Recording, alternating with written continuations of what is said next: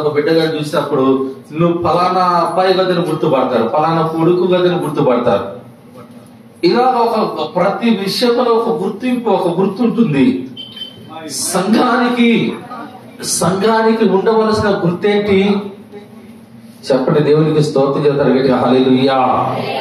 సంఘానికి ఏంటి గుర్తు అనగా, ఏదో ఒక మతానికి ఒక కులానికి సంబంధించింది కానే కాదు. లేదా సంఘం అనగా ఒక చర్చి లేదా ఏదైనా ఒక ఒక పెద్ద హాలే కావచ్చు, ఒక తెరలే కావచ్చు, ఈ కానే కాదండి. ఎందుకంటే ఇవన్నీ కూడా మనం కూడుకోవడానికి ఒక అడ్రస్ అనమాట. ఏదో ఒక వేదిక ప్రార్థన మందిరం ఒక అడ్రస్, లేదా మరొక మందిరం అని ఒక అడ్రస్ ఇట్టాలి. ఇవన్నీ కూడా మనం కూడుకోవడానికి అడ్రస్. అయితే నువ్వు సంఘం అనే దానికి గుర్తింపు అంటే నీకు ఒక గుర్తింపు అంటే నువ్వు దానికి ఒక గుర్తు పట్టాలంటే ఎలా అంటే కొన్ని విషయాలు నేను చూపిస్తా చూడండి. ఇక్కడ నిర్గమాకాండంలోనికి మీ బైబిల్ తెరవండి.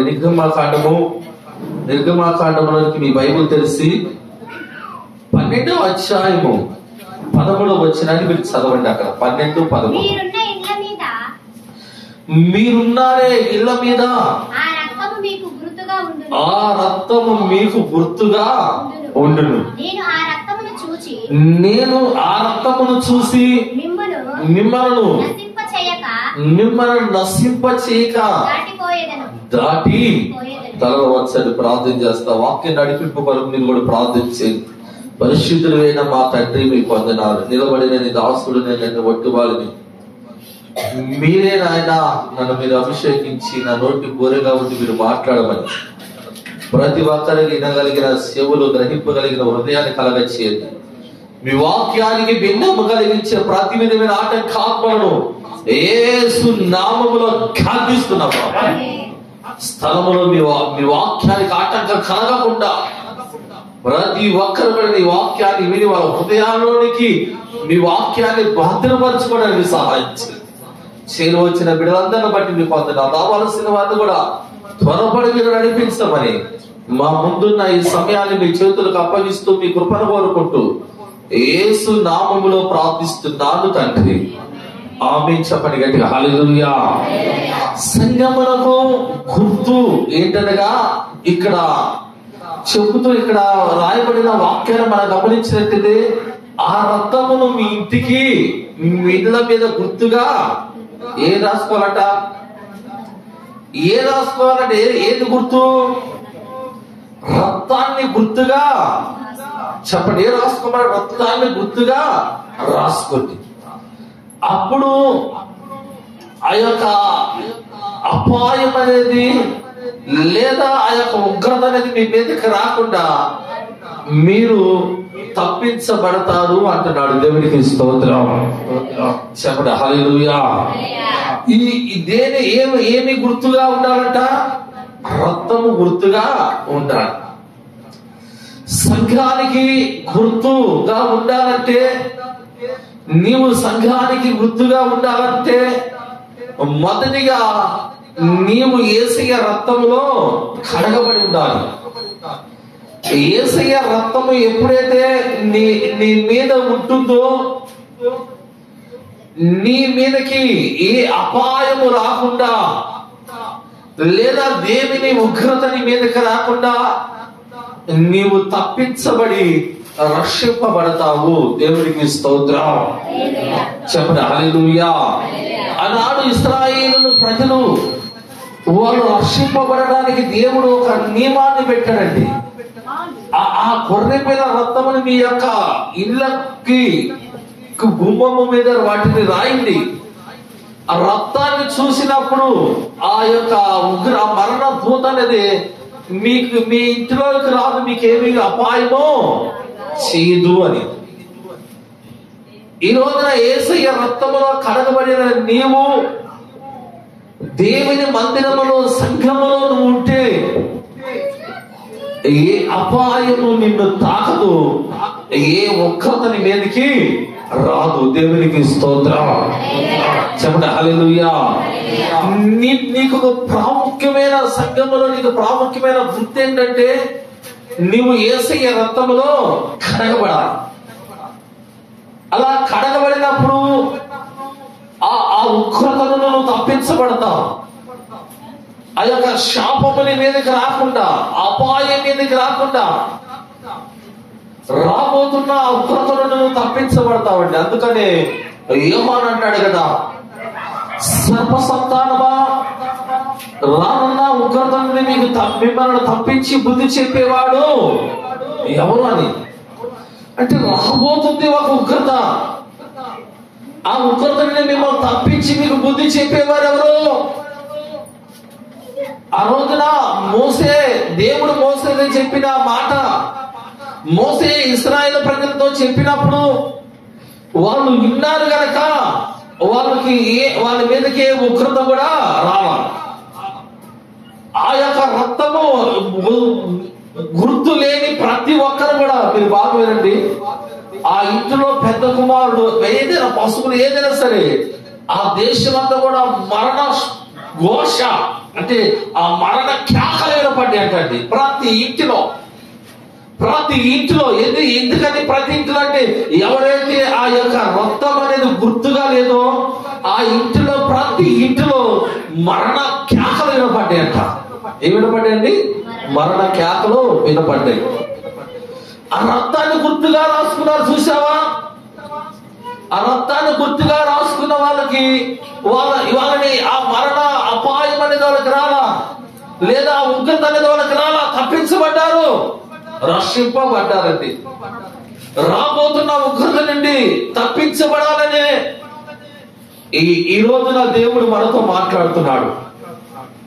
నువ్వెప్పుడైతే ఈ దేవుని రక్తము నీకు గుర్తుగా ఉంటుందో, నువ్వెప్పుడైతే దేవుని రక్తములో కడగబడే సమయంలో ఉంటావో, అప్పుడు నీవు ఆ సంఘానికి గుర్తుగా ఉంటావు, దేవునికి సాదృశ్యముగా దేవుని బిడ్డగా ఉంటావు. దేవునికి స్తోత్రం.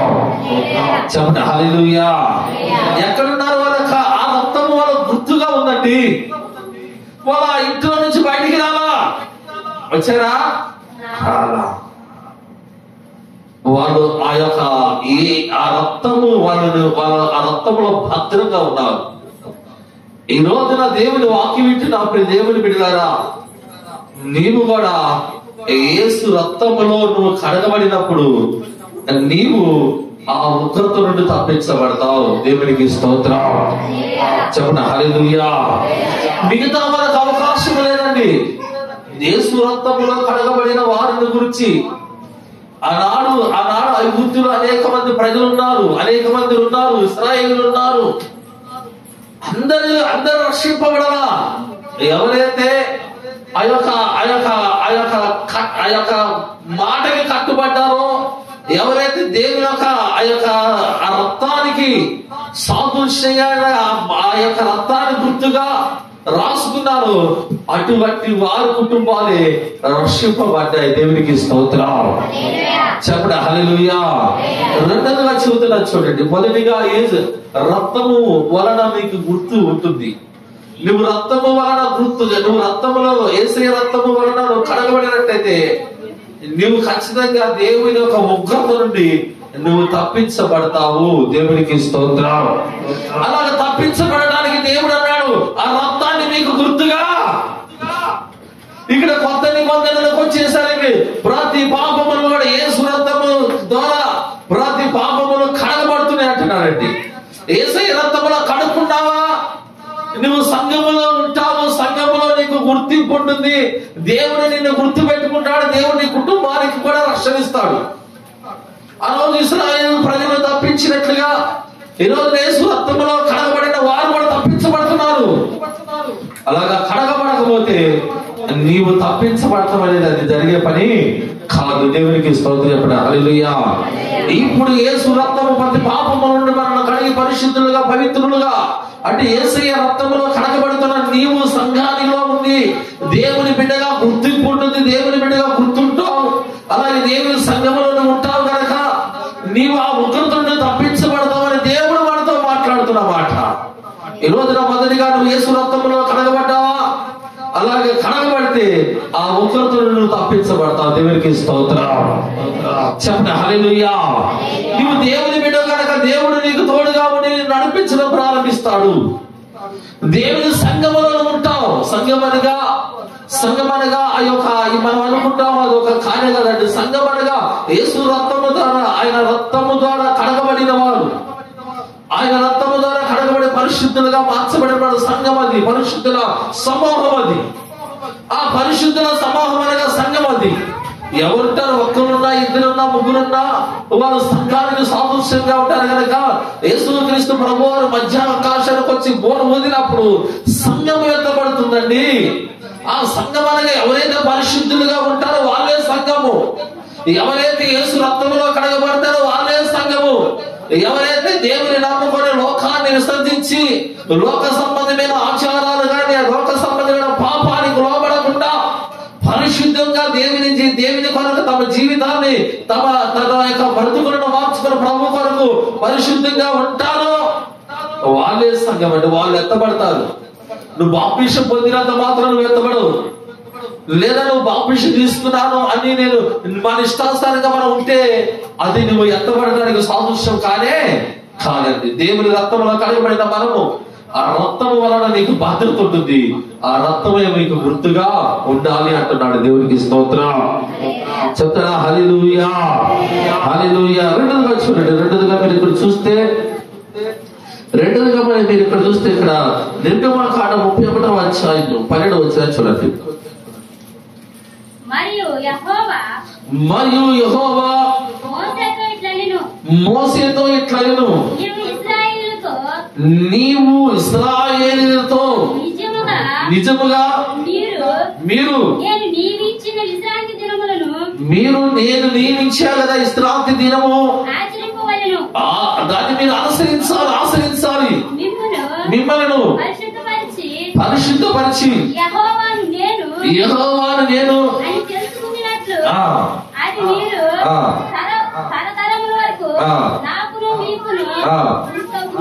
ఏముంటుందట? గుర్తుగా ఉంటుంది అన్నాడంటే ఏంటంట? మొదటిగా యేసు రక్తములో గుర్తు. రెండవది విశ్రాంతి దినము. ఏ దినమట? విశ్రాంతి దినము, పరిశుద్ధ దినము. ఇది దీన్ని మీరు అనుసరించాలి, మీరు దీనిని పాటించాలి అంటున్నాడు. మీరు దీన్ని పాటించాలంటూ ఇక్కడ అంటాడు. దీన్ని మీరే కాదు, మీ పితరులు, మీ తరతరములు కూడా దీన్ని గుర్తుగా ఉంటుంది. దేవునికి స్తోత్రం చెప్పండి హల్లెలూయా. చదువమ్మా. కావున మీరు విశ్రాంతి దినమును మీరు అనుసరించాలంటే దాన్ని పాటించాలి. నిశ్చయముగా అది మీకు పరిశుద్ధము. దాన్ని అపవిత్రపరచువాడు తన ప్రజల నుండి ఏంటంటే దాన్ని గాని నువ్వు అనుసరించకుండా, దాన్ని గాని నువ్వు పాటించకుండా, దాన్ని గాని నీవు దాన్ని పరిశుద్ధంగా దాన్ని నువ్వు అనుసరించకుండా అలాగ నువ్వు చేస్తే ఏమవుతావంట? అది దాని ప్రజల్లో నుండి అంటే దాన్ని పరిశుద్ధముగా అనుసరించకుండా దానిని అపవిత్రపరచువాడు తమ ప్రజల్లో నుండి కొట్టివేయబడి. చదువు. 6 దినాలు పని చేసుకోవచ్చు. 7వ దినము యెహోవాకు ప్రతిష్ఠించబడిన విశ్రాంతి దినము. ఆ విశ్రాంతి దినము పని చేయు, వినండి, పని చేయు ప్రతివాడును తప్పగా ఏం జరిగిందట? నేను చెబుతున్నాను ఆ మాట. సాధ్యతారండి స్థితులు గట్టి పైకి హల్లెలూయా. చెప్పండి హల్లెలూయా. ఇది దేవుడు చెబుతూ ఇది మీకు గుర్తుగా ఉంచుకోండి. దీన్ని మీరు అనుసరించండి. దీన్ని అనుసరించకపోతే మీరేమైపోతారు అంటున్నాడు? మరణ శిక్ష వస్తుంది అన్నాడు.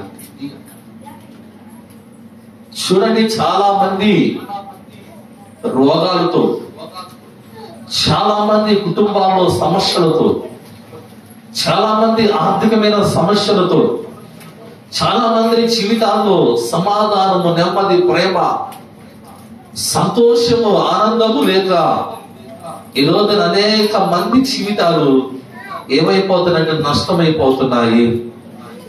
దానికి కారణం ఏంటో తెలుసా? వీళ్ళు విశ్రాంతి దినమును అనుసరించి నడవలేకపోతున్నారు. వీళ్ళు విశ్రాంతి దినమును అనుసరించి నడిచితే దేవుడు ఆకాశవాకి పట్టరానింత దీవెనలు మన మీద కుమ్మరిస్తాను అంటున్నాడు. దేవునికి స్తోత్రం. చెప్పండి హల్లెలూయా. ఇది పరిశుద్ధంగా మనం అనుసరించాలి, ఇది పవిత్రంగా మనం అనుసరించాలి. మన విశ్రాంతి దినం మనం జ్ఞాపకం చేసుకోవాలి. విశ్రాంతి దినం ఎవరు కూడా పని చేయకూడదని రాయబడుతుంది. మనం ఏదైతే చేస్తాం, అన్ని పనులు చేసుకొని ఏదో వాక్యం వినడానికి మనం బైబిల్ తీసుకొని ఆ వాక్యం చెప్పే టయానికి, లేదా ఆరాధన చేసే టయానికి, లేదా అయిపోయే చివరి ప్రార్థనకి, ఎప్పుడంట చివరి ఇలా ఒక సంతోషం, వీళ్ళొక శాస్త్రీయ ఏంటంటే రావచ్చు లేదంటే నేను చివరికి ఎలా పోయాలి, చివరి ఆశీర్వాదం అది కానే కాదండి. నువ్వు సమయానికి వెళ్ళకపోతే నీ కొరకు బస్సు ట్రైన్ ఉంటుందా? నువ్వు సమయానికి వెళ్ళకపోతే నీ కొరకు బస్సు ఉంటుందా? నువ్వు సమయానికి వెళ్ళకపోతే నీ కొరకు ఏది ఆగదు. నువ్వు మాత్రము నీకు అలుసు, నువ్వు హేళన, నీ యొక్క అలుసు, నువ్వు అలుసుగా తీసుకునేది ఏంటి అంటే ఖచ్చితంగా దేవుని నువ్వు అరుసుగా తీసుకుంటున్నావు. దేవుని మందిరము విశ్రాంతి దినమున నువ్వు దాన్ని పవిత్రంగా, పరిశుద్ధంగా మనం అనుసరించలేకపోతున్నావు కనుక మన జీవితాల్లో అనేకమైన ఇబ్బందికరమైన పరిస్థితులను ఈ రోజున మనం ఎదుర్కొంటున్నాం అండి. దేవునికి స్తోత్రం. హల్లెలూయా. ఎప్పుడు చూసినా పొలం పంట లేదా నడుస్తూ ఉంటాం, ఎప్పుడు చూసినా పనికి పోవాలని నడుస్తూ ఉంటాం, ఎప్పుడు చూసినా అచ్చేయాలని నడుస్తావు, ఎప్పుడు చూసినా ఏడుపంతా కూడా అది. నువ్వు ఏదైతే ఏ విధంగా ఏడుస్తున్నావో నీ జీవితం మాత్రం అలాగే ఏడుచుకుంటానే పోతుంది. నీ జీవితంలో ఆశీర్వాదం కనిపించట్లా. నువ్వు దేవుని మీద ఆధారపడు. విశ్రాంతి దినమున దేవుని పరిశుద్ధంగా అనుసరించు. నువ్వు దేవుని మందిరాలకు సిద్ధపడిలా, ప్రార్థన చేసుకొని సిద్ధపడిలా, మందిరంలో ఉండు, దేవుని వాక్యం విను. అలాగే నీ జీవితాన్ని కొనసాగించు. నీ జీవితము ఒక అద్భుత రీతిగా నీ జీవితాన్ని దేవుడు ఒక మలుపు తిప్పుతాడండి. దేవునికి స్తోత్రం. చెప్పండి హల్లెలూయా. నీ పంట ఎప్పుడు నీ పండిన పంట, ప్రతి సంవత్సరం నీ జీవితంలో ఎప్పుడు పండిన పంట, ఈ సంవత్సరం దేవుడు నీకు అది పండినట్టు చేస్తాడు. నీ జీవితంలో ఎప్పుడు బాధల్లో, కష్టాలు, రోగాల్లో, కరువుతో ఉన్నా నీవు, నీ జీవితం ఎప్పుడు కూడా రోగాలు, కష్టాలు, బాధలు, కరువు లేకుండా దేవుడు నిన్ను సమృద్ధిగా ఆశీర్వదిస్తాడు. నీవు దాన్ని గుర్తు పెట్టుకో. నీకు గుర్తుందా? నీ గుర్తు ఈ రోజు కూడా పనికి లేవట, ఈ రోజు ఆదివారం గుర్తు లేదా? ఏమట ఏ గుర్తు లేదా మనకి? అన్నం తింటే గుర్తుండిద్ది 3 పూట్ల, అవునా? దేవుడి స్తోత్రం చెబుతారు గట్టిగా హల్లెలూయా. మన అన్నింటినీ గుర్తు పెట్టుకుంటే విశ్రాంతి దినం అనేది గుర్తుండదా? దేనికి ఇట్లాగా? చెప్పండి, దేనికి ఇట్లాగా? ఆ విశ్రాంతి దినమున అనుసరించి మన పరిశుద్ధంగా లేకపోతే ఎన్ని బాధలు నీకు వస్తున్నాయి, ఎన్ని శ్రమలు వస్తున్నాయి, ఎన్ని కష్టాలు వస్తున్నాయి. ఆలోచించావా? అక్కడ రాయబడింది ఏం కలుగుతుంది అంటమ్మా? మరణ శిక్ష కలుగుతుంది. చదవమ్మా.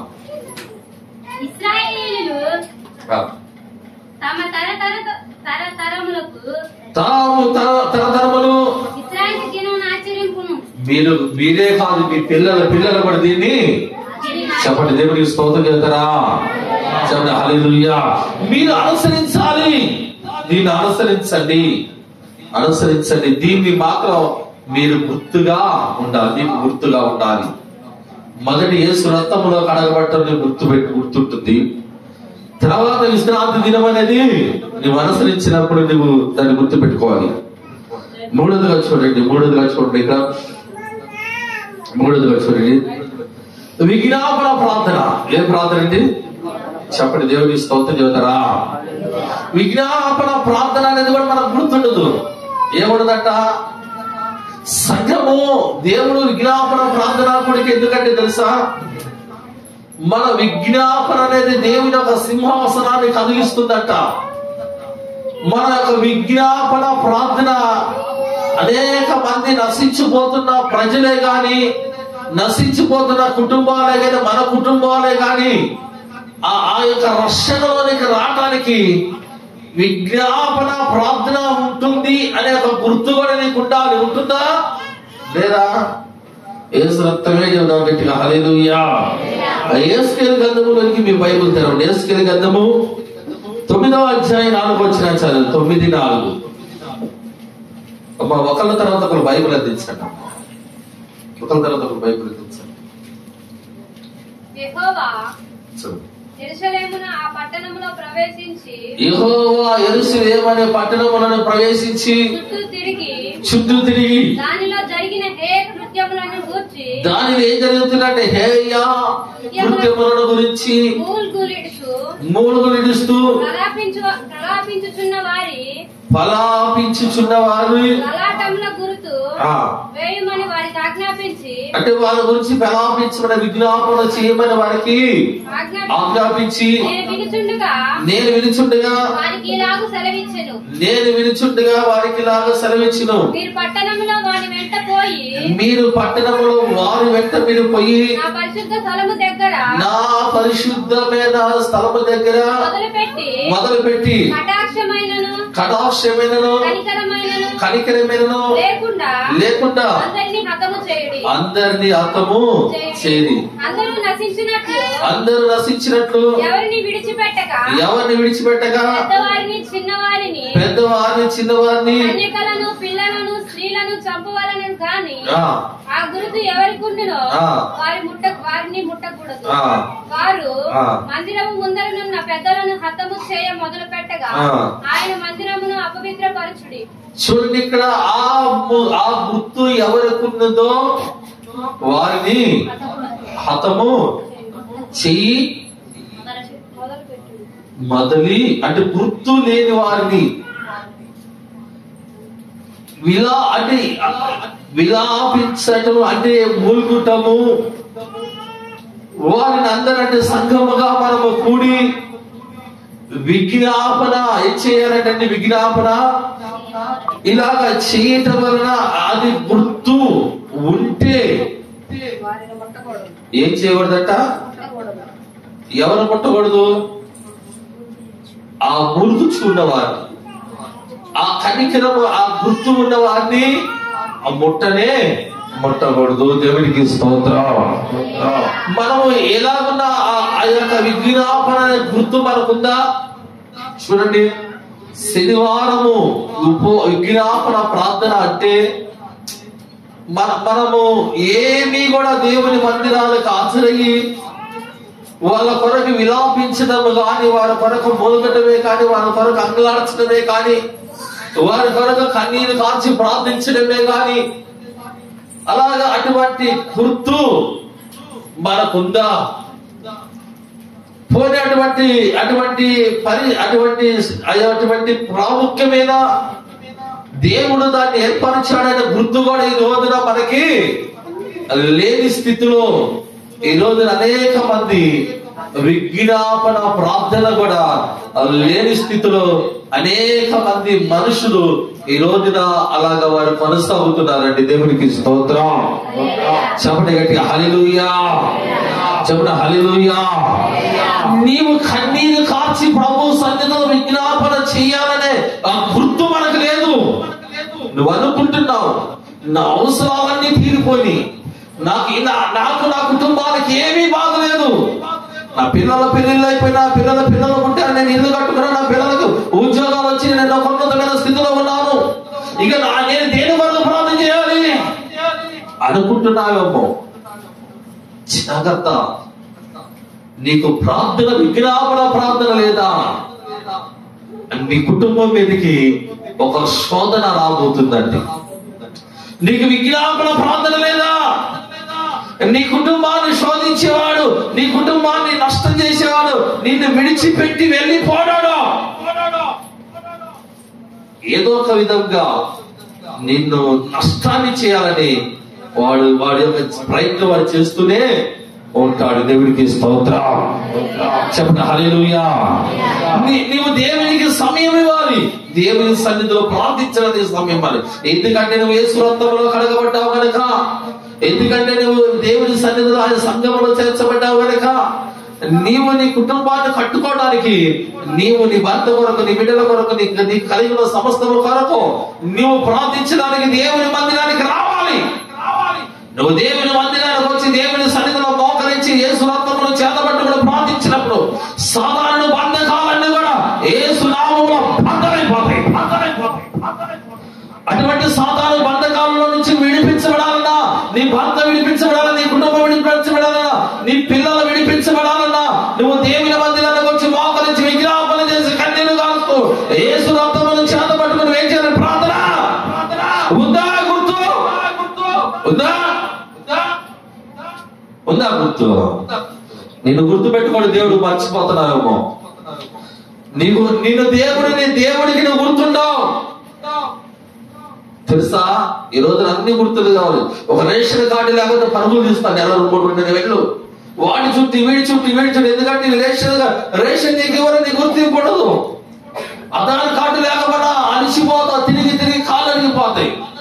అంతేనా? ఓటర్ కార్డు లేకపోతే ఎన్ని జాగ్రత్తలు మనం కలిగి ఉంటామండి. అన్నీ మనకు కావాలి, దేవుడు మనకు కావాలి, పరలోక రాజ్యం మనకు కావాలి. అంటే అలాగే నువ్వు కావాలి అనుకుంటున్నావు, కానీ అది నీకు కావాలంటే నువ్వేం చేయాలి? చెప్పండి, ఏం చేయాలి? నువ్వు విజ్ఞాపన చెప్పండి. దేవునికి స్తోత్రం చెబుతున్నా. హల్లెలూయా. చెప్పండి హల్లెలూయా. హల్లెలూయా. ఏం చేయాలండి? విజ్ఞాపన చేయాలి. దేవునికి స్తోత్రం. హల్లెలూయా. నజరేయుడా నా యేసయ్యా, ఎన్ని యుగాలకైనా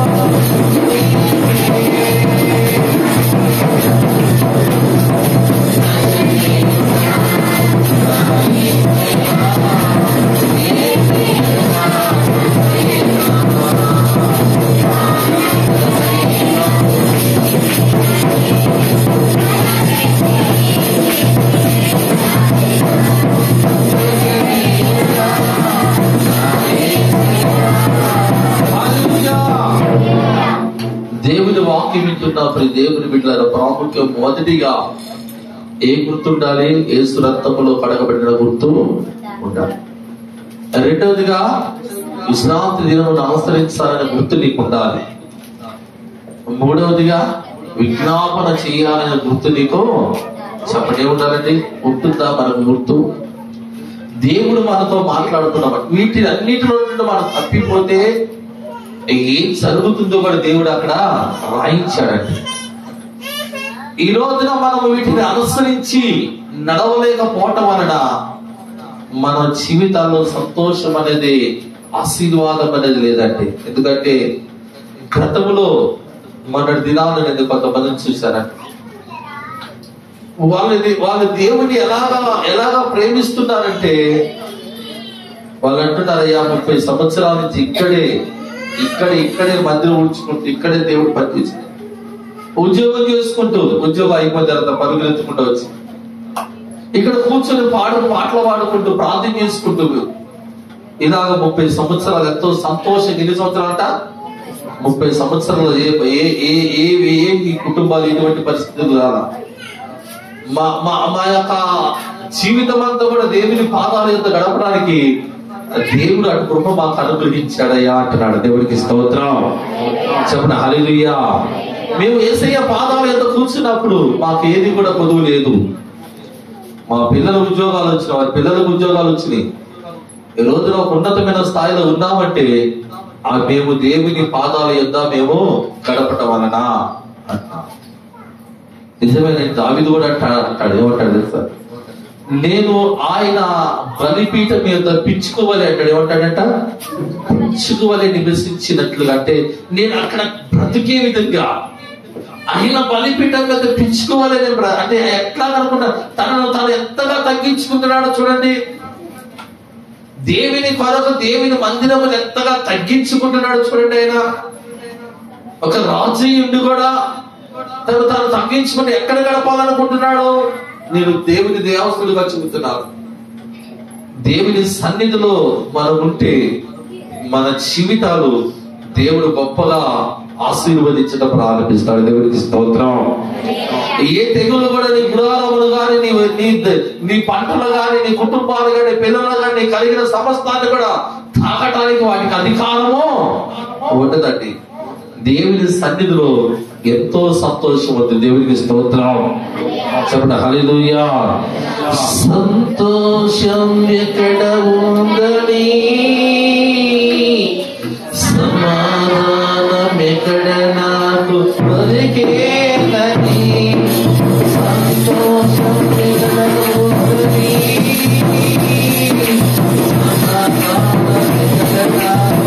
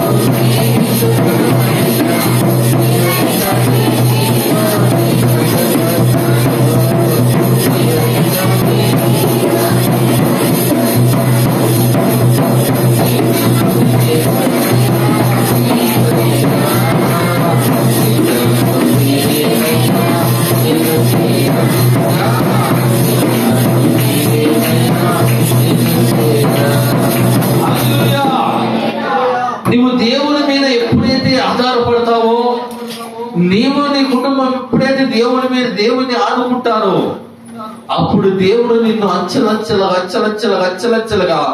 దేవుడు నిన్ను ఆశీర్వదించడం ప్రారంభిస్తాడండి. దేవుడు నీ కుటుంబాన్ని లేవనెత్తడం ప్రారంభిస్తాడు. ఎవరైతే నిన్ను హేళన చేసి అవమానించి ఎగతాళి చేశారే, వారే సిగ్గుతో నిన్ను చూసి తల దించుకునే విధముగా దేవుడు నిన్ను ఆశీర్వదిస్తాడు. దేవుడికి స్తోత్రం. అలాగే నిన్ను దేవుడు ఆశీర్వదించాలంటే నువ్వేం చేయాలంటే దేవుని మందిరానికి వచ్చి మోకరించి యేసు రక్తమును చేతబట్టుకుని నువ్వేం చేయాలి? విజ్ఞాపన చెప్పండి. ఏం చేయాలి? విజ్ఞాపన. ఎందుకంటే నీకు అధికారం ఉంది కనుక, నువ్వు యేసు రక్తములో కడగబడ్డావు కనుక, నువ్వు విశ్రాంతి దినమును అనుసరిస్తున్నావు కనుక, దేవుడు నిన్ను చూస్తున్నాడు కనుక, దేవుడు నిన్ను గుర్తు పెట్టుకుంటాడు కనుక. ఏం పట్టుకుంటాడు? దేవుడు నిన్ను గుర్తు పెట్టుకుంటాడంటే, దేవుడు నిన్ను గుర్తు పెట్టుకుంటాడు. దేవుడు నిన్ను గుర్తు పెట్టుకుంటాడు.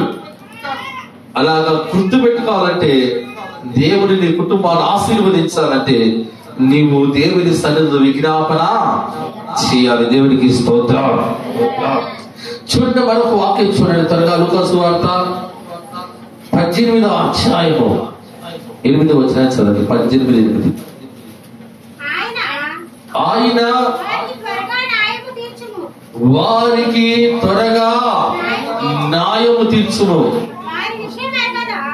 వారి విషయమే కదా ఆయన దీర్ఘశాంతము చూపుచున్నాడని మీతో చెప్పుచున్నాను. ఆయనను మనిషి కుమారుడు వచ్చినప్పుడు ఆయన భూమి మీద విశ్వాసము కనుగొనిన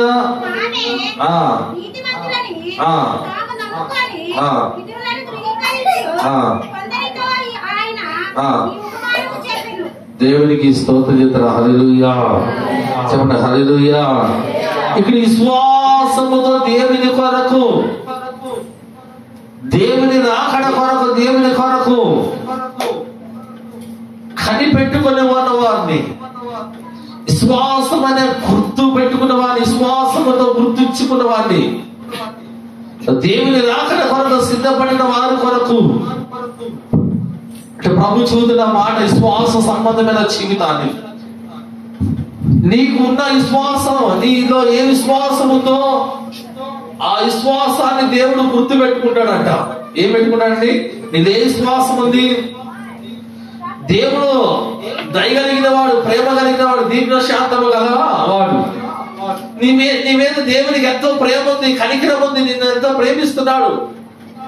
దేవుడు నీ పట్ల కనికరి, మనం ఎంత తప్పులు చేసినా, ఎన్ని తడవలో మనం దేవుని తొలగిపోయినా, తప్పిపోయినా, ఆయన ఇంకా దీర్ఘశాంతము గలవాడే. ఆయన నిన్ను ప్రేమిస్తున్నాడు కనుక నీవు ఇంకా ఆయన వైపుకు తిరిగి ఆయన ఎందుకు వస్తావని దీర్ఘశాంతము గల చూస్తూ ఆయన కొరకు విశ్వాసముతో కనిపెట్టుకున్న వారిని ఆ దేవుడు గుర్తించుకుంటాడంట. ఆయన వారిని విశ్వాసములో గుర్తు పెట్టుకుంటాడంట. దేవుడికి స్తోత్రం. ఏమన్నా విశ్వాస సంబంధమైన గుర్తు మనకు ఉండాలండి. దేవుని విశ్వాసం ఉండాలి మనకు. మన విశ్వాస సంబంధమైన జీవితాన్ని కలిగి ఉండాలి. అవిశ్వాసము ఎప్పుడైతే మనకు ఉంటుందో మనము దేవునికి గుర్తుంటాం అన్నమాట. దేవునికి స్తోత్రం. యేసు ప్రభువారు ఎందుకు గుడ్డివాడు వచ్చినప్పుడు, లేదా గుడ్డివాడు వచ్చినప్పుడు ప్రభు చెప్పిన మాట ఏంటంటే, నేను ఈ కార్యాన్ని చేయగలిగినని నీకు నమ్ముతున్నావు, నమ్మకం ఉందా అన్నప్పుడు ప్రభు వాళ్ళు అన్నమాట, ప్రభు మేము నమ్ముతున్నాము, ఖచ్చితంగా మాకు విశ్వాసం ఉందన్నప్పుడు దేవుడు వారి విశ్వాసమును చూశాడంట. వారి విశ్వాసమును చూసి ఏం చేశాడు? దేవుడు మీ విశ్వాసమును స్వస్థపరుచు గుర్తు పెట్టుకున్నాడంటే దేవుడు. ఏముందని వారు గుర్తు? ఒక దినమున ఒక సమయంలో పౌలు అపోస్తలుడైన పౌలు ఆ యొక్క ప్రాంతంలో ఆయన వాక్యం చెబుతుండగా ఆ స్థలంలో బలహీనమైన పాదములు గలవాడు ఉన్నాడంట. ఏమున్నాడంటే బలహీనమైన పాదాలు గల, రెండు చేతులు రెండు కాళ్ళు బలహీనమైన పాదాలు ఉంటాయి. రెండు కాళ్ళు అంటే బలహీనమైపోయి, ఆ బలహీనమైన పాదాలు కలిగిన మనుషుడు నడవలేడు, లేగలేడు అండి. పుట్టుకతో పుట్టివాడు, బలహీనమైన పాదాలు. ఆ వాక్యం చెబుతున్నప్పుడు ఆయన ఆశతో విశ్వాసముతో ఆయన వైపు చూస్తూ ఆ మాటలు వింటున్నాడంట. వెంటనే అపోస్తలుడైన పౌలు తన విశ్వాసం ఉందని గ్రహించి గుర్తుపట్టి నువ్వు లే అన్నప్పుడు వాళ్ళు అన్నారు, నువ్వు వచ్చి లేవు అన్నట్లుగా అర్థాలు చేశారంట. వాడు పుట్టుకతో పుట్టివాడు, వాడు ఎలాగ లేస్తాడని లేదు, తన విశ్వాసం ఉంది. ఏముందంట? విశ్వాసం లే అన్నప్పుడు ఆ బలహీనమైన పాదములు గల వాడు లేచి దేవుని స్తుతించడం ప్రారంభించాడట. దేవునికి స్తోత్రం. ఏముందని గుర్తుపట్టాడు ఆయన అంతమంది ప్రజల్లో. ఆయన ఎలా గుర్తుపట్టాడంటే ఆయన విశ్వాసం ఉందండి. విశ్వాసం ఉంది కనుక దేవుడు ఆ యొక్క మనిషిని స్వస్థపరిచాడు. గుర్తుండాలి, విశ్వాసంలో మనకు ఒక గుర్తుండాలి. దేవుడు మనం గుర్తు పెట్టుకోవాలి. విశ్వాసం నిన్ను దేవుడు గుర్తు పెట్టుకుంటాడు. విశ్వాసం మీద బలహీనమైపోయావా, దేవుడికి నువ్వు గుర్తుండవు. ఒక సమయంలో యేసుక్రీస్తు ప్రభువారిని 12 సంవత్సరాల రక్తస్రావం కలిగిన స్త్రీ ముట్టుకుంది వస్త్రం. ప్రభు అన్నాడు, ఎవరు నన్ను తాకింది అన్నాడు. అక్కడ శిష్యులందరూ కూడా ఆశ్చర్యపోయాడు. అయ్యా, జన సమూహం చూసావా, ఇంతమందిని నీ మీద పడుతుంది, నేను తాకుతుంటే ఎవరంటే మేమేం చెప్పాలి, ఎలా చెప్పగలుగుతా అన్నప్పుడు ప్రభు అన్నాడు, లేదు లేదు, నన్ను నిజముగా ఒకళ్ళు తాకారు. ఎందుకంటే ప్రభావం నాలో నుండి చెప్పండి, దేవుడికి స్తోత్రం దేవతరా. ఏం లేదంట, నాలో నుండి ఒక శక్తి వెళ్ళిపోయింది, నాలో నుండి ఒక ప్రభావం వెళ్ళిపోయింది. అది నేను చూసాను, నాకు గుర్తుంది. నాలో ఉన్న శక్తి బయటకు వెళ్తా నాకు తెలుసు అన్నాడండి.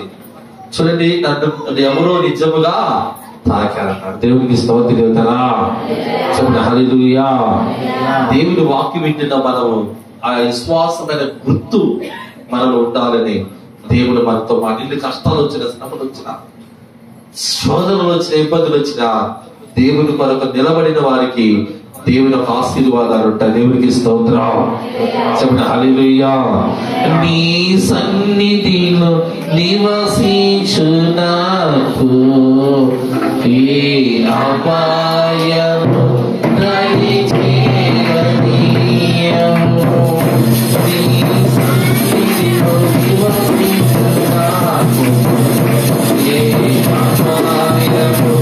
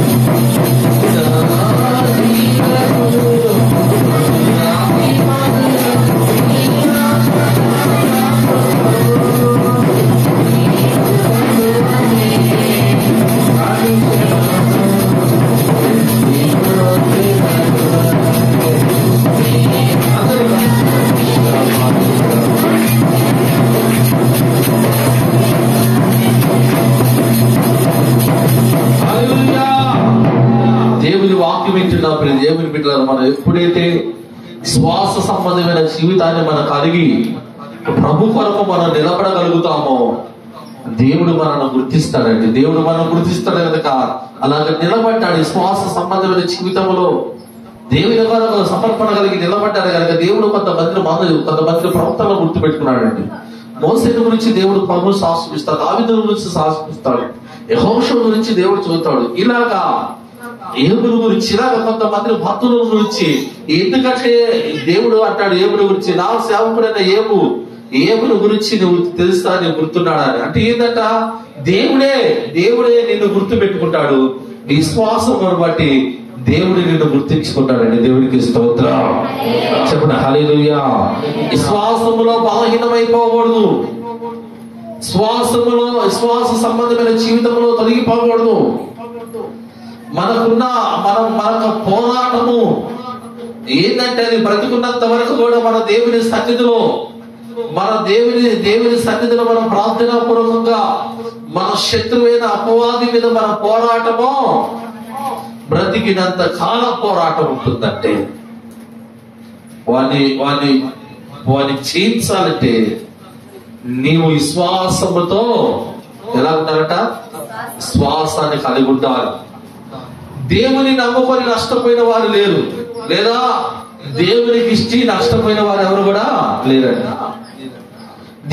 దేవుని నమ్ముకొని కూడా మనకు ఎందుకు మనం నష్టపోతున్నాం అంటే,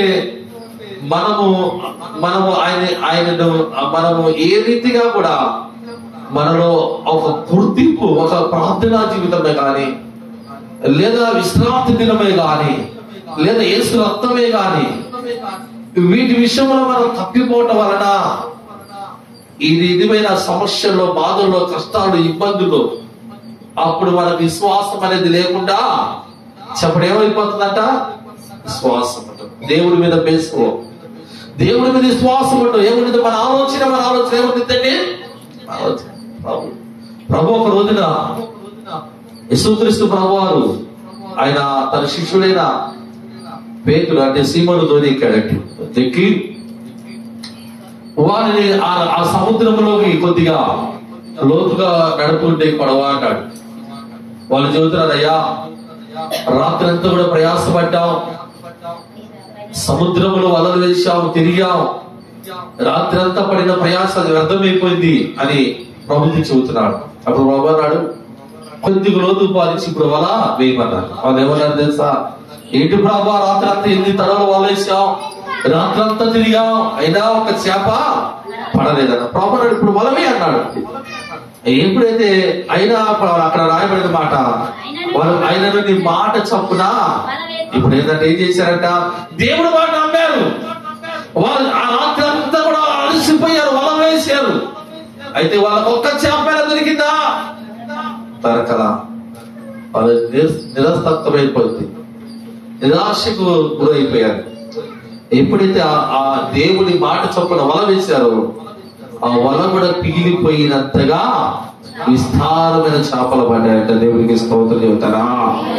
చెప్పండి హల్లెలూయా. నువ్వు అలసిపోయి ఉండొచ్చు, నువ్వు బాధపడి ఉండొచ్చు, ఏ దిక్కు నుండి నాకు సహాయం రాదని నీవు నిరస్తత్వం కలిగి ఉండొచ్చు, లేక నీ జీవితాన్ని నిరాశే ఒకవేళ ఎదురు ఉండొచ్చు. దేనికి కూడా నువ్వు నిరాశ పడద్దు, ఏ విషయంలో కూడా నువ్వు కుంగిపోవద్దు. ప్రభు మీ జీవితంలో అద్భుతాన్ని చేస్తాడు. ప్రభు నాకు విశ్వాసం వచ్చాలి. దేవుడికి స్తోత్రం. ఎవరైనా విశ్వాసం వచ్చాలి? దేవుని అంత విశ్వాసం వచ్చండి. చూడండి, మరొక మాట చూద్దాం. దేవుని అంత విశ్వాసం వచ్చండి.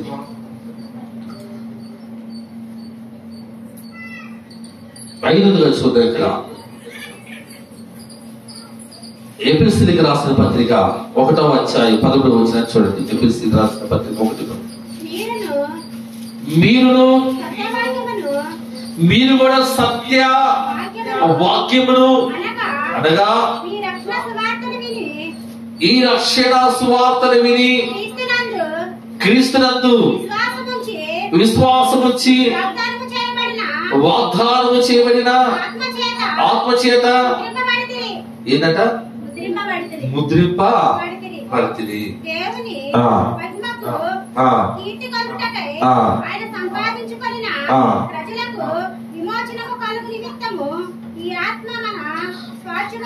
దేవునికి స్తోత్రం కదా. హల్లెలూయా. ఇక్కడ దేని చేత మీరు ముద్రించబడ్డారంట? దేవుని ఆత్మ చేత. ఏమి చేత అండి? దేవుని ఆత్మ. ప్రభు ఏమంటాడు తెలుసా? ఆత్మ లేని వాడు నా వాడు. చెప్పడం గుర్తుంటుందా? నువ్వు దేవుని ఆత్మతో నింపబడకపోతే దేవుడు నిన్ను స్వీకరిస్తాడా? స్వీకరించరండి. దేవుని ఆత్మతో నింపబడ. యేసుక్రీస్తు ప్రభు కూడా తన శిష్యులతో చెప్పిన మాటని, మీరు సర్వలోకమునికి వెళ్ళి సర్వ సృష్టికి సువార్తను ప్రకటించండి, మీరు తండ్రి యొక్క కుమారుడు యొక్క పరిశుద్ధాత్మ నామములో బాప్తిసాలు ఇవ్వండి అని అన్నాడు. ఆ మాట చెప్పి ప్రభు అంటాడు, మీరు ఆగండి, పరిశుద్ధాత్మని వరాన్ని పొందుకొని మీరేదో సువార్తను ప్రకటించండి అన్నాడు. వీళ్ళు పరిశుద్ధాత్మనే వరము కొరకు ప్రార్థిస్తున్నారు. పరిశుద్ధాత్మ వరము కొరకు ప్రార్థిస్తున్నప్పుడు అక్కడ రాబడేది, పరిశుద్ధాత్మ వారి మీదకి రాగా వారికి వాక్కు శుద్ధి కలిగి వారు అన్ని భాషలతో మాట్లాడారు అని. ఇప్పుడు పరిశుద్ధాత్మను పొందుకున్నారు. మరలా వాళ్ళ అనుభవం, మేడగదుల అనుభవం, పరిశుద్ధాత్మల అనుభవం పొందుకొని వాళ్ళు వెళ్ళి సువార్తను ప్రకటించడానికి వెళ్ళినప్పుడు పేతురు ఒక్కసారి ప్రసంగించినప్పుడే 3000 మంది రక్షింపబడ్డారు. వాళ్ళు నీడబడగా రోజులు స్వస్థపరచబడ్డారు. దురాత్మలు పట్టిన వారికి విడుదల కలిగింది. చనిపోయిన వారు కూడా సజీవులుగా లేపబడ్డారు. ఎందుకనంటే వారు ఏ ఆత్మతో నింపబడ్డారంట? చెప్పండి, ఏ ఆత్మ అంట? యేసు రక్తమే. చెప్పండి గట్టిగా హల్లెలూయా. చెప్పండి హల్లెలూయా. వాళ్ళ ఆత్మ ద్వారా ముద్రింపబడిన వారు. పరిశుద్ధాత్మ వారి మీదకి వచ్చేసింది. వారు ఎలా మాట్లాడాలనుకున్నారో రోజు పరిశుద్ధాత్మ అనేది లేకపోవటం పోవాలనే కదా మనం భాషలో మాట్లాడాల్సిన నోరు, దేవుని స్తుతించాల్సిన నోరు, మన నోరు మన ఇష్టం వచ్చినట్లుగా మాట్లాడుతుందండి. మనోరు మనం ఇష్టం వచ్చినట్లుగా మాట్లాడటానికి కారణం ఏంటంటే పరిశుద్ధాత్మ అనేది మనం దానితో నింపబడకపోవటం వలన మన నోరు మన ఇష్టం వచ్చినట్లుగా అది ఏ రీతిగా మలుపు దిగుతుందో మనకి అర్థమే కాటలా. ఇక్కడ రాయబడిన ఆత్మ ద్వారా నువ్వు ముద్రింపబడినప్పుడు దేవుడికి నువ్వు గుర్తుంటావు. దేవుడికి స్తోత్రం. పరిశుద్ధాత్మ అనేది నీవు నింపబడాలి, అప్పుడు సంఘములో నీవు గుర్తుగా ఉంటావు. అంటే దేవునికి స్తోత్రం చెప్పండి. హల్లెలూయా చెప్పండి. హల్లెలూయా. చూడండి, ఆరోదిగా ప్రాముఖ్యముగా దైవ సేవకులు సహకరించి వినముగా ఇక్కడ యెహోషువ గురించి రాయబడిన మాట, ఇక్కడ యెహోషువ గ్రంథములో రాయబడిన మాట, యెహోషువ గ్రంథము 2వ అధ్యాయం 18వ వచనము చదవండి. నీవు మమ్మలను దించిన ఈ కిటికీకి ఈ ఎర్రని దారములు కట్టి నీ తండ్రిని నీ తల్లిని మీ అన్నదమ్ములను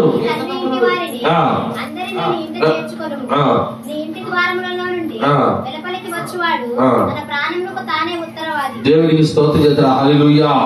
ఎవరంటే రాహాబు అనే వేశ్య.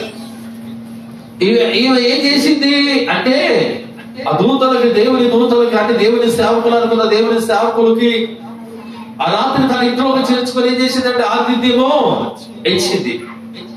అక్కడ వాళ్ళని చంపాలని వచ్చిన వారిని వాళ్ళకి కనపడకుండా దాచిపెట్టి ఆ కిటికీలో నుండి వాళ్ళని దించి పంపించడం ప్రారంభించింది. దేవునికి చేసిన ఆ దేవుని సేవకులు చేసిన ఆ పనికి వాళ్ళు ఏం పొందారంటే ఆ కుటుంబం అంతా కూడా చూడండి. ఇక్కడ యెహోషువ గ్రంథమే 6వ అధ్యాయం 25వ వచనం కూడా చూడండి. 25వ వచనం. రాహాబు అను వేశ్య వేలుకొని వేగుచూటకు ఆ యెహోషువ పంపిన దూతలను దాచిపెట్టి ఉండేది కనుక అతడు ఆమెను ఆమె తండ్రి ఇంటి వారిని ఆమెకి కలిగిన అందరినీ బ్రతకనిచ్చెను. ఆమె నేటి వరకు దేవునికి స్తోత్రం చెబుతారా. అందరూ కూడా చనిపోయినా ఈమె మాత్రం ఈమెకు సంబంధించిన మనుషులు మాత్రము ఈమెకు సంబంధించిన వాటిని కూడా నేటి వరకు కూడా ఇశ్రాయేలుతో కలిసి ఉన్నారంట. దేవునికి స్తోత్రం చెప్పండి. చెప్పండి. హల్లెలూయా. ఈమె ఎలాగ రక్షింపబడింది, తన కుటుంబాన్ని ఎలాగ రక్షించుకుందాను అంటే ఇశ్రాయేలు దేవుని గురించి విందివా. ఆ దేవుడు బలవంతుడు, గొప్ప దేవుడు. ఇశ్రాయేలు ప్రజల్ని ఎర్ర సముద్రం నుంచి నడిపించాడు. ఎర్ర సముద్రం పాయలు చేసి ఆరి నేల మీద నడిపించాడు. అయ్యో, మీ దేవుని గురించి చెప్పినప్పుడు మా గుండెలు పగిలిపోయినాయి.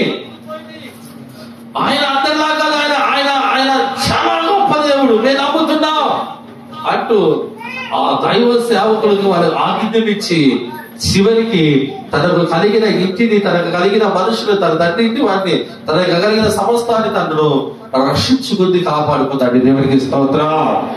చెప్పండి గట్టిగా హల్లెలూయా. చెప్పండి హల్లెలూయా. అందుకని దేవుని వాక్యంలో ఒక మాట ఉంది. అబ్రహాం అంట ఆ దైవ సేవకులకు ఆతిథ్యం ఇచ్చాడట. ఆతిథ్యం ఇచ్చా ఎండవేళ వారికి వాళ్ళ కాళ్ళు కడుక్కోవడానికి నీళ్ళు ఇచ్చాడు, కూర్చోడానికి స్థలం ఇచ్చాడు, వారికి బాగా రొట్టెలను చేసి లేక నూనెను కోర్చి దాన్ని వడ్డించి ఆ దేవుని సేవకులకు ఆతిథ్యం ఇచ్చి ఒక గొప్ప ఆశీర్వాదాన్ని పొందుకున్నాడండి. దేవుడు అంటాడు, ఎవరైతే నా పేరిట ముగ్గురు సన్నిహిస్తారో పరలోకమందు లేని వారిని, నా పేరిట మీరు ఏది చేస్తారో, నా పేరిట మీరు ఏది చేస్తారో అది ఎవరికి చేసిన అది నాకు చేసినట్టే.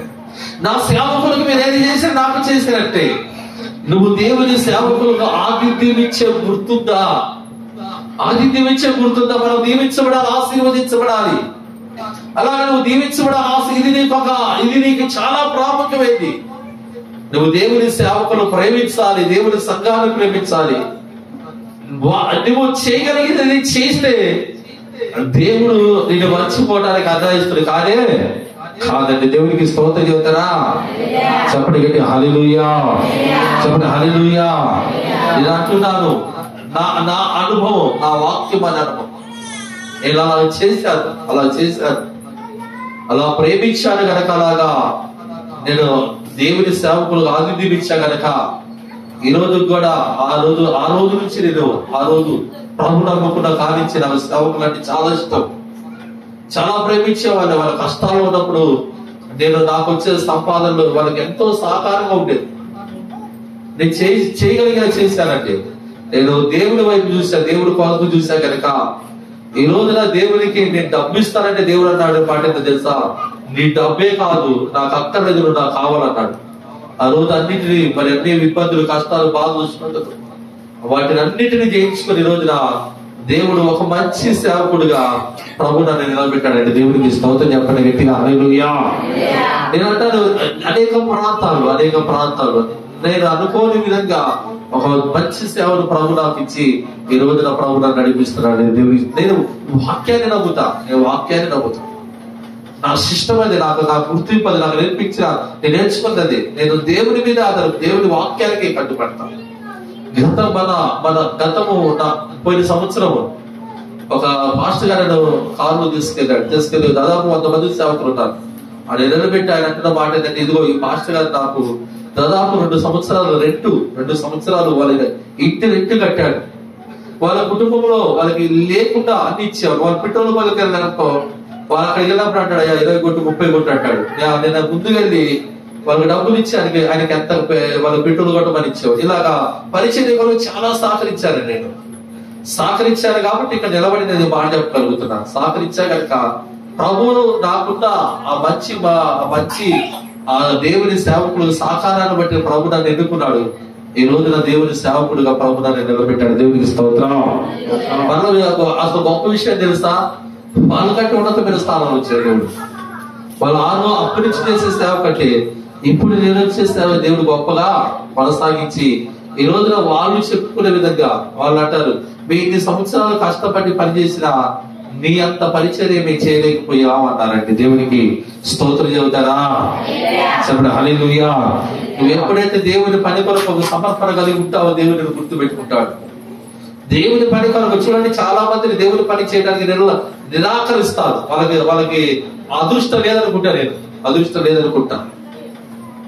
ఎందుకంటే దేవుని పని చేయాలన్నా చాలా గొప్ప, దేవుని యొక్క మనకి ఇచ్చిన గొప్ప ధన్యత. ఎందుకంటే అందరూ చేయలేదు దేవుడి పని అప్పగించినప్పుడు, అది దేవుడి పని మనం నమ్మకంగా చేసినప్పుడు దేవుడు గొప్ప కార్యాలు చేస్తాడు. దేవుడికి స్తోత్రం. చెప్పండి హల్లెలూయా. అందుకని మన సొంత పనిలే కాదు, దేవుడి పని కూడా మనము చేయాలి. చేయకపోతే దాని వలన ఇబ్బందికరమైన పరిస్థితులు కూడా మనం పడుతూ ఉంటాం. చూడండి దేవుడికి స్తోత్రం చెప్పిన హల్లెలూయా. ఇక్కడ అహోమని వేష రక్షించబడింది. చూడండి త్వరగా ప్రకటన గ్రంథము 9వ అధ్యాయము 4వ వచనం. 9వ అధ్యాయము 4వ వచనం. ప్రకటన గ్రంథము 9వ అధ్యాయము 4వ వచనం. సరిగ్గా అన్నమాట. ముసలా మరియు నొసళ్ళ అందు చూడండి, నొస్సుల మీద దేవుని ముద్ర లేని మనుషులకే తప్ప భూమి మీద ఉన్న గడ్డికైనను ఏ మొక్కలకైనను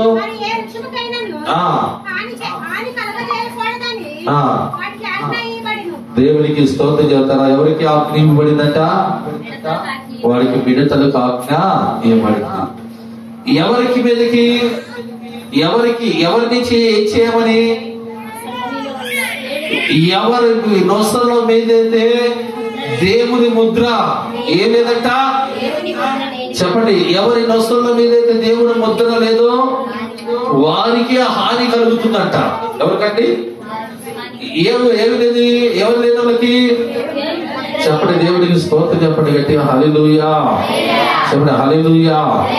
ఎవరికి మీద కండి? ముద్ర లేని వారికి. దేవుని ముద్ర ఎవరికి లేదు? చెప్పండి. ఇక్కడ ఎంతమంది ఉన్నారు దేవుని ముద్ర లేని వారు? అంటే చేతులు ఎత్తుతున్న బాగా ఉంది. అంటే దేవుని ముద్ర అంటే బాప్టిస్ట్ లేనివారు. ఎవరండి? దేవుని ముద్ర లేని వారు, వారికి తప్ప. అంటే ఈ బాధ చదువు అక్కడ ఉంది. ఇక్కడ చదువు మరియు వారిని చంపుటకు అంటే వాళ్ళు చంపడానికి అధికారం ఇవ్వట్లేదు, కానీ 5 నెలల వరకు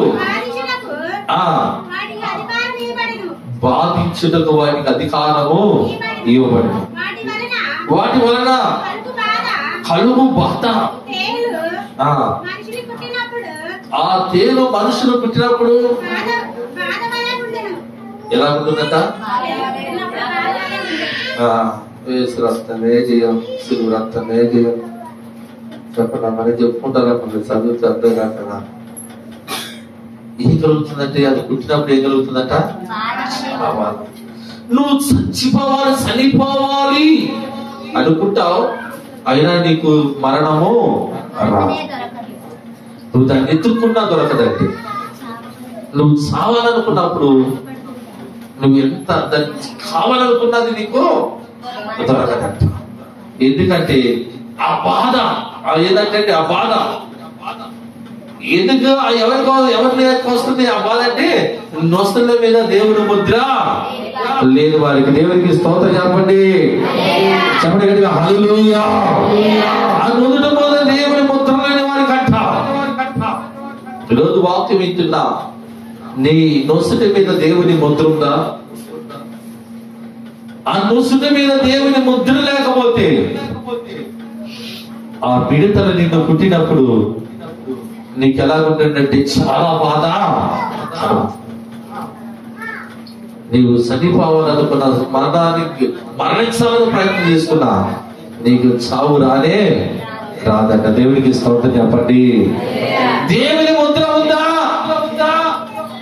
దేవుని ముద్ర లేని వారి మీదకి ఆ మిడతల దండ వాళ్ళ మీదకి వస్తుందంటే దేవునికి స్తోత్రం చెప్పండి గట్టిగా హల్లెలూయా. ఈరోజు వాక్యం వింటున్నా, దేవుని బిడ్డ దేవుని ముద్ర కలిగి ఉండాలి. నువ్వు దేవుని బిడ్డగా గుర్తింపు ఉండాలి. నువ్వు దేవుని ముద్ర కలిగినట్లయితే ఆ తెగులు నీ మీదకి రాకుండా ఆగిపోతాయి. దేవునికి స్తోత్రం చెప్పండి హల్లెలూయా, హల్లెలూయా. మహోన్నతుడా నీ కృపలో నేను నివసించుట, నా జీవిత ధన్యతయున్నది.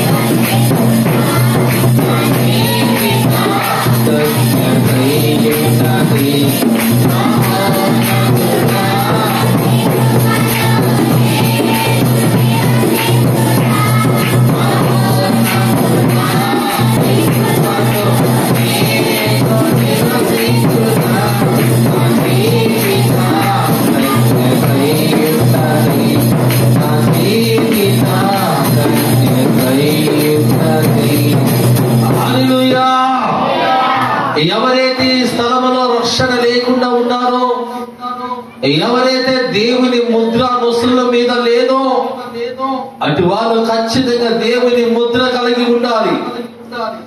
మారు మనసు పొంది బాప్తిస్మం పొందాలి. యేసుక్రీస్తు ప్రభువారు త్వరగా రానే ఉన్నాడు గనక మా దేవుని దేవుని నొదుట మీద దేవుని ముద్ర లేదో అటు వారు దేవుని దేవుడు అటు వారిని విడిచిపెట్టేస్తాడండి. వాళ్ళని దేవుడు భయంకరమైన తెగుళ్ళకు అప్పగిస్తాడు. దేవుడు వాళ్ళని భయంకరమైన అగ్నిగుండానికి అప్పగిస్తాడు. వారు అనేకమైన భయంకరమైన బాధలు పడతారు. వారు అనేకమైన భయంకరమైన ఇబ్బందులు పడతారు. చచ్చిపోవాలని ప్రయత్నించిన, చనిపోవాలని ఏం చేసుకున్నా సావనేది వాళ్ళకి రాదట. వేదన పడతావు, బాధలు పడతావు. ఇక వారు మనసు పొందకుండా, రక్షింపబడకుండా, దేవుని ముద్ర అనేది లేకుండా బ్రతికితే, ఇక నీకున్న అలవాటులు మానుకోకుండా, నీకున్న ఇబ్బందులు మానుకోకుండా, నీకున్న పరిస్థితులు మానుకోకుండా, నీ జీవితాన్ని మార్చుకోకుండా అలాగే బ్రతికితే దేవుని ముద్ర లేని వారికి పతాళమనే ఆ లోకానికి వెళ్ళిపోతారండి. దేవునికి స్తోత్రం దేవతరా. చెప్పండి గట్టి హల్లెలూయా, చెప్పండి హల్లెలూయా. దేవుని వాక్యం వింటున్నప్పుడు దేవుని బిడ్డలు సిద్ధపడాలి, సంఘము సిద్ధపడాలి, సంఘములో ఉన్న బిడ్డలు సిద్ధపడాలి. దేవుని రాకడ కొరకు మనము ఎదురు చూడాలి. యేసుక్రీస్తు ప్రభువారు త్వరగా రానే ఉన్నాడు. ఇక మన జీవితాలు మార్చుకోకపోతే, మన జీవితాలు మార్చుకోకపోతే నష్టపోయే, నష్టం కలిగే ప్రమాదం ఉందండి. దేవునికి స్తోత్రం, చెప్పండి హల్లెలూయా. ఎందుకంటే యేసు ప్రభువారు యేసు రాజు రాజుల రాజై త్వరగా వచ్చుచుంది. యేసు రాజు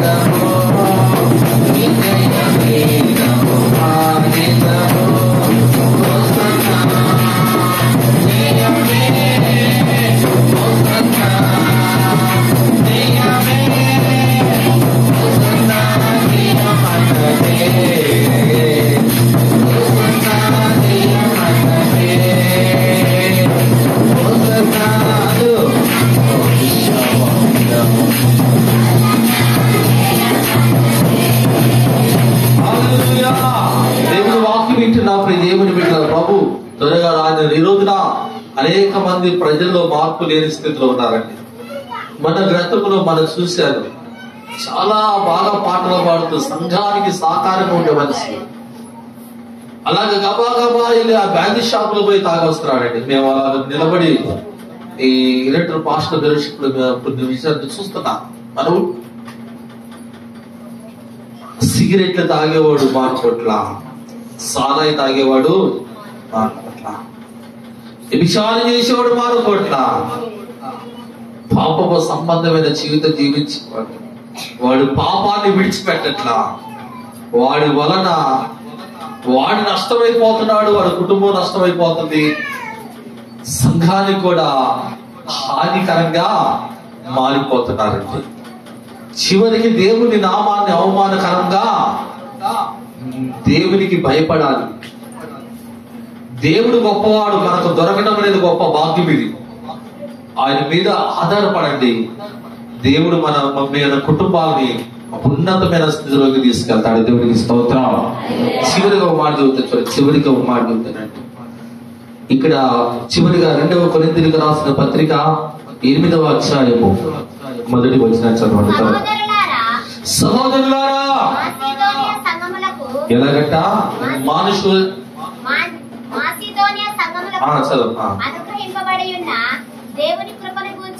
ఏమనుగ్రహింపబడిన అనుగ్రహింపబడిన దేవుని కృపను గురించి మీకు తెలియచేయుచున్నాను. ఏలయనగా వారు బహు శ్రమల వలన పరీక్షింపబడగా అత్యధికముగా వారు సంతోషించిరి. మరియు వారు నిరుపేదలైన వారు వారు దాతృత్వము బహుగా ఎలాగుందంటే వాళ్ళు నిరుపేదలే, వాళ్ళ యొక్క దాతృత్వం ఎలా ఉందో తెలుసా? పౌలు గారు తన సంఘాల గురించి చెప్పినప్పుడు దేవుని పరిచర్య కొరకు, దేవునికి కావాల్సిన సంఘములో కావాల్సిన అవసరాల కొరకు చెప్పినప్పుడు వాళ్ళు నిరుపేదలుగా వాళ్ళ యొక్క మనసు ఎలా ఉందంట? దాతృత్వం కలిగి ఉందంట. అంటే దేవునికి ఇవ్వాలి, దేవునికి చేయాలి, దేవుని పని కొరకు చేయాలి, దేవునికి ఇవ్వాలని దాతృత్వం కలిగి వాళ్ళు దేవుని కొరకు, దేవుని పని కొరకు వాళ్ళు ఇవ్వటం ప్రారంభించారట. దేవునికి స్తోత్రం చెప్పండి. ఏం కలిగి? దాతృత్వం కలిగి. దాతృత్వం ఉందండి. ఎందుకంటే ఈ రోజున దేవుని పరిచర్య కొరకు మన వంతు సహకారం మనం అందించాలి. సంఘమనగా మన అందరము దేవుని పని కొరకు మన దేవునికి ఇచ్చే విషయం ఎలా దాతృత్వం కలిగితే, నాకు ఇవ్వండి, నేను దేవుడు ఏమన్నాడు, నేను మళ్ళా మీరు నమ్మితే నమ్మండి, ఇస్తే ఇవ్వండి, లాగలేదు అంతే. నువ్వు ఇస్తేనే అక్కడ ఏముందండి? అక్కడ దేవుని పని కొరకు, దేవుని పరిచర్య కొరకు, దేవుని సంఘము కొరకు దేవుడు అంటుంది మీరు ఇవ్వండి, నేను ఇస్తాను అంటున్నాడు. నువ్వు నమ్మకం ఉండాలి. నేను ఇస్తే నాకు ఉండదేమో అనుకోవద్దు. ఒకవేళ నీకు లేకపోతే ప్రార్థన దేవుడు నీకు ఇస్తాడు, తర్వాత ఇవ్వు. ఉండి కూడా మన దేవునికి ఇవ్వకుండా మనం ఉండకూడదు. ఎందుకంటే మన దేవుని సేవకులకు ఎలా ఉండాలంట? దాతృత్వము కలిగి. దేవునికి ఇచ్చే విషయంలో మనం ఎలా ఉండాలంటే, దేవుని పనికి మనం ఇవ్వగలిగిన దానికంటే ఇంకా ఎక్కువగా ఇవ్వగలిగితే దేవుడు మనల్ని ఆశీర్వదించడం ప్రారంభిస్తాడు. దేవునికి స్తోత్రం చెప్పండి. హల్లెలూయా.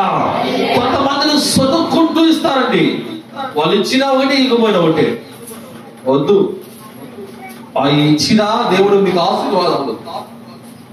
మన సొలుగుతూ కలుగుతూ ఇచ్చావా, అది ఆశీర్వాదం కాదు, ఇవ్వకపోవడం వచ్చింది. నువ్వు ఎవరైనా దాతృత్వం కలిగి దేవుని పని కొరకు, సంఘమే దేవుని పని కొరకు సహకరించాలి. అలాగా సహకరించబట్టే ఈ రోజున అనేక సంఘాలు దీవెనకరంగా ఉన్నాయి. దేవునికి స్తోత్రం చెప్పండి. హల్లెలూయా. దేవుని పని కొరకు మనం దాతృత్వం కలిగి ఇవ్వాలి. అలాగా మనకు డబ్బుండి దేవుని పరిచర్య కొరకు మనం ఇస్తే దేవుడు మనకు మరలా ఇస్తాడు. దేవుడు అన్నాస్తుడు కాదు. ఈ రోజున ఇవ్వకే అనేక మంది పేదరికములోనే బ్రతుకుతున్నారండి. దేవునికి స్తోత్రం చెప్పండి. హల్లెలూయా. ఉన్నా ఇవ్వలేము, ఏదంటే ఉన్నా ఇవ్వలేము. దేవుని పని చేయడానికి, దేవుని కొరకు, దేవుని సేవ కొరకు మనం చేయాలి. అది దేవుని యొక్క నియమం అండి. దేవునికి స్తోత్రం. వాళ్ళు దాతృత్వం కలిగి ఇచ్చారంట. ఈ రోజున ప్రేమ కలిగి ఎంత ఇచ్చినా, ఎంత దేవుని సంఘముగా కానీ, దేవుని పనికే కానీ నువ్వు ఎంత ఇచ్చినా సరే దేవుడు నిన్ను ఆశీర్వదిస్తాడు. ఇచ్చి గొడుగుతూ సొలుగుతూ పాస్టర్ గారు తింటున్నాడు, పాస్టర్ గారు కాబట్టి అనుకుంటారు. మీరు కాదులేండి, కొంతమంది పరిస్థితులు అటువంటి వారు ఆశీర్వాదకరంగానే ఉంటారు. ఎందుకంటే ఇవ్వటం వలన దేవుడు ఉందండి. ఇవ్వటం వలన దేవుడు ఉంది. మన యొక్క దేవుడు పేదవాడు కాదు. మన దేవునికి ఇవ్వండి అంటున్నాడంటే దేవుడు పేదవాడు కాదండి. మన పేదరికంలో నుంచి మనల్ని దేవుడు ఆశీర్వదించడానికి దేవుడు ఇంకో నిబంధన పెట్టాడు. దేవునికి స్తోత్రం చెప్పండి. హల్లెలూయా చెప్పండి. హల్లెలూయా.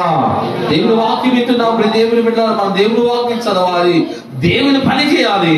దేవుని కొరకు మన దాతృత్వం కలిగి దేవుని సేవ కొరకు ఇవ్వాలి. అలాగా అటువంటి మంచి ఆలోచన మనకున్నప్పుడు దేవుడు మన జీవితాలు మంచిగానే ఆశీర్వదిస్తూ ఉంటాడు. దేవునికి స్తోత్రం చెప్పండి. హల్లెలూయా హల్లెలూయా. నాకు కనులు ఉన్నంత వరకు చూడలేదు ప్రభు వాక్యము. నాకు కనులు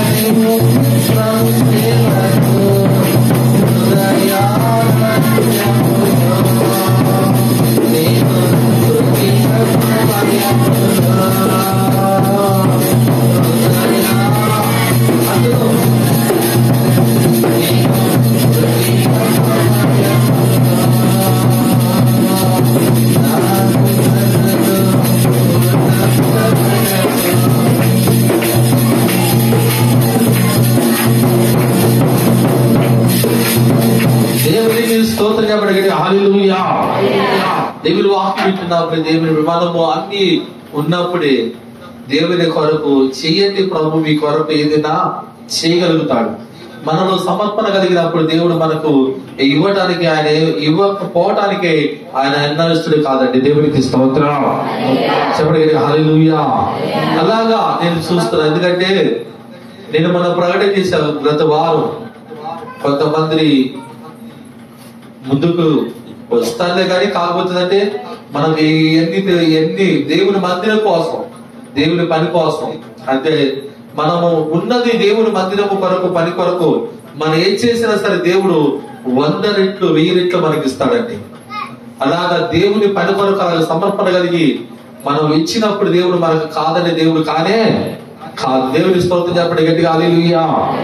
ఎందుకంటే నేను గతంలో గతం ఇద్దరు చేత డొనేషన్ చేయించాను. 2-3 జాతి ఇచ్చారు. ఒకటి మన యోహాన్ చేత, అంటే మన సంఘానికి కాక ఉన్నట్టు పాస్టర్ ఫెలోషిప్ కి వాళ్ళ 3 చేయించాలన్న ఇలాగ మీరు దీంట్లో ఉన్నారు కనుకంటే ఒక ఆయన కాడికి వెళ్ళాం. ఒక ఆయన కాడికి వెళ్తే ఆయన 2 చేతులు పట్టుకొని ఆ 13 మందిని వాళ్ళు వచ్చారు. నేను 2 కాడి తీసుకెళ్తే వాళ్ళ చేతులు పట్టి ఏడుస్తున్నారు. పాస్టర్ గారు వాళ్ళ నేను బ్రతకగలిగాను, నా బిడ్డలు బ్రతకగలిగారు. అలాగన్నప్పుడు అలా ప్రార్థన చేసి నేను అన్నాను, అయ్యా మరి ఏదైనా మీరు డొనేషన్ చేస్తారంటే వాళ్ళని మీరు అంత చేయమంటే అంత చెప్పండి, ఎంత మీరు అంత చేయమంటే అంత చేస్తామట. ఎందుకంటే మీరు ఏ రోజు కూడా మమ్మల్ని ఏది కూడా నేను అడిగితే చూస్తున్నాడు. నాకు విలేజ్ లో చాలా మంది మన కాడకు వచ్చి హిందువులే, అన్ని జనులే మన కాడ రక్షించబడ్డారు. ఈ రోజు నేను చూస్తున్నా అన్ని జనులు ఏమంటారంటే మీకున్నారు కదా మా కాడకు వచ్చిన మాట మేము ఇప్పుడు ఎదుర్కొంటున్నాం. నేనంటాను, నేను బయటగా ఎవరిని ₹1 కూడా నేను అడిగే మనస్తత్వం నాకు కాదు. 2 మనుషులు కూడా మీరు ఎంత అంటే అంత చేస్తా ఉంటారు. అలాగే 3వ మనిషి యోహాను చెబితే యోహాను కూడా నేను చేస్తానన్నా అన్నాడు. నేను ఎందుకంటున్నా అంటే దేవుని పని కొరకు మనం చేయగలిగితే దేవుడు మనకు సహాయం చేస్తాడు. మందిరము మందిరములు ఉన్న చాలా మంది మొక్కుకుంటారు తెలుసా, ఏమని మాకు ప్రభు ఇది మీకు ఖచ్చితంగా మీరు చేసే పని ఇది. దేవుడు మనం ఎన్నో అద్భుతాలు మన జీవితాలు చేస్తే మన దేవునికి ఏమి ఇవ్వగలుగుతున్నాం? లక్షల రూపాయలు హాస్పిటల్ పెడతాం. దేవుడు స్వస్థపరిచాడు. ఇదిగో మందిరంలో కుర్చీలు తీసుకొస్తాను నువ్వు, లేదా మందిరంలో ఫలానా కొనిస్తానని మొక్కో, లేదా నీకు ఏదైనా లేదా అనుకో, ప్రభా మందిరంలోకి తీసుకొస్తా, నాకు కాదు, నాకు అనుకోదు, దేవాన్ని మందిరంలోకి తీసుకొస్తాను. అలాగా మీరు చేయగలిగితే మందిరంలో ఏదో తక్కువ ఉంటుందా చెప్పండి. దేవుడు ఇంకా మీ జీవితంలో కార్యాలు చేస్తాడు. నేను అంటాను మందిరములో లేముండకూడదు, మందిరం ఎలాగుండాలంటే సమృద్ధిగా ఉండాలి. అన్ని విషయాల్లో సమృద్ధిగా ఉండాలంటే మనం మందిరం విషయంలో కూడా ఆలోచన చెప్పడం ఏం చేయాలి? మనం ఆలోచించాలి. దేవుని మందిరము పండగ వస్తుంది, మనం ముందుగా మందిరానికి సొన్నపడాలి, ముందుగా మందిరానికి లెట్టేయాలి. అది చేయగలుగుతామా? మీరు ఇస్తేనే కదా జరిగేది. మనం ఏం చేస్తాం? మనం అన్ని చూసుకొని చివరిలో ఇస్తామండి. పండగలు ఏ పండుగ ఇస్తామని అందరూ అలా చేస్తే ఈ పనులను జరుగుతాయా? మొదటిగా మనం దేవునికి ఇవ్వాలి, రెండోదిగా దేవుడు మనకి ఇస్తాడు. దేవునికి స్తోత్రం చెప్పండి. ఈ రోజు వాక్యం ఇచ్చినా మీరు ఆలోచించండి, దేవుని పనులు సహకరించండి. ఒక బాప్టిజం పొందిన వారు ₹1000 ఒక్క ఇంట్లో 2000 ఇచ్చిన మనుషులు ఉన్నారు, దేవునికి ఇస్తున్నారు. మీరు ఇవ్వండి, దేవుడు మీకు ఇస్తాడు, దేవుడు సహాయం చేస్తాడు. దేవుడు వాక్యాన్ని బట్టి మొదటిగా దేవుడు సంఘములు